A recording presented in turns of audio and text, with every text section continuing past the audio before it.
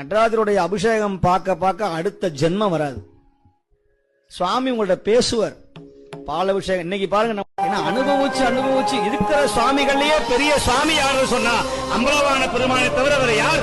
கடவுளாஜரை நீங்க தரிசனம் பண்ணவே முடியாது, அவன் பக்கத்துல போகவே முடியாது. நீங்க மற்ற கடவுள்கிட்ட போலாம், சிவகிட்ட போலாம், ஆனா அம்பலவான பெருமான தரிசனத்தை நீங்க பார்க்கவே முடியாது. ஏன்னா அவனை பார்த்தா முக்தி தான். பிரபஞ்ச நாயகன், அண்ட சராசரமெல்லாம் கடந்த அப்பன் அம்பலவான பெருமான்.